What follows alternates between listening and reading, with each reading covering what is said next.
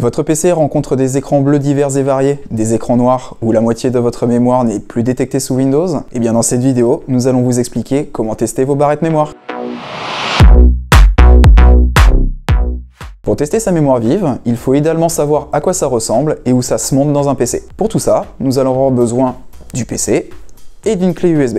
Donc pour commencer, une fois le PC éteint et ouvert, vous trouverez les barrettes mémoire à côté du processeur. Elles peuvent avoir des têtes différentes selon les gammes et les marques, mais conservent toujours la même forme générale, comme celle-ci. Par simplification, nous estimerons dans cette vidéo que nous disposons d'un PC fixe, de 2 barrettes de DDR4 et de 4 slots mémoire. La démarche avec 4 ou 8 barrettes restera la même, que ce soit de l'ancienne DDR3 ou de la DDR5 récente. Idem pour les PC portables. Une fois les barrettes identifiées sur la machine, il est important de bien comprendre nos symptômes pour définir 2 cas de figure. 1.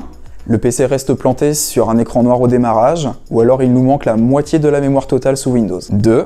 La machine nous fait des écrans bleus Memory Management lors de son utilisation, ou alors tout un tas d'écrans bleus avec des codes d'erreur qui changent à chaque fois. Dans le premier cas, nous vous conseillons de tester le PC avec les mémoires montées une par une. Et oui, comme il est très peu probable que les 2 barrettes soient en panne en même temps, nous partons du principe qu'une seule des 2 est HS, tandis que l'autre fonctionne correctement. Dans le second cas, nous vous conseillons d'utiliser l'outil gratuit MemTest86+. Cas 1. Déjà, il faut savoir que la convention veut que la barrette unitaire doive rester sur l'emplacement numéro 2 de la carte mère, en le numérotant de 1 à 4 dans le sens de la lecture. Du coup, on retire la barrette de l'emplacement numéro 4. C'est parti pour allumer le PC et tester tout ça en situation. Fort probable que la machine mette plus de temps ici à démarrer, puisque la carte mère va détecter un changement de configuration mémoire. C'est normal. Là, soit le PC va démarrer normalement, soit il va rester planté sur un écran noir. Dans ce cas-là, extinction du PC à l'arrache en restant appuyé sur le bouton Power, et on échange les barrettes pour voir ce que ça donne avec l'autre.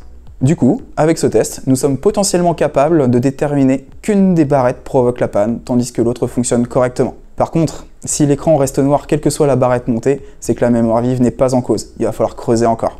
Cas 2.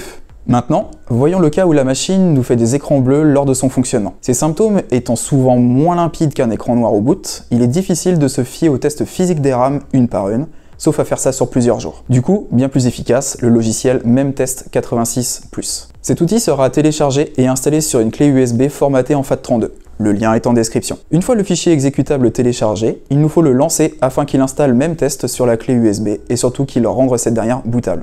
Et oui, cet outil n'est pas utilisable par Windows et doit être lancé depuis le boot menu de la carte mère. Il va donc falloir éteindre le PC, le rallumer et tapoter sur la touche correspondante de notre clavier pour y accéder. Cette touche dépend du constructeur de la carte mère et sera indiquée en bas de l'écran. Une fois dans le menu de démarrage, il faudra alors sélectionner la clé USB. L'outil se lancera alors tout seul au bout de quelques instants. Il sera conseillé de le laisser tourner pendant un minima 4 passes afin d'être certain du résultat. Comptez sur une bonne grosseur pour 16 Go. Au bout de chaque passe, vous aurez un joli placard fail ou pass selon que le test soit concluant ou non. Concluant ici dans le sens où nous avons bien confirmé qu'une barrette est en panne. Ou pas. Si la mémoire est malheureusement fonctionnelle, ou heureusement, selon comment on voit la chose, il va falloir alors continuer nos recherches puisque ce n'est pas l'origine de nos problèmes. Consultez alors notre playlist de dépannage ou bien rendez-vous en magasin pour un diagnostic plus approfondi.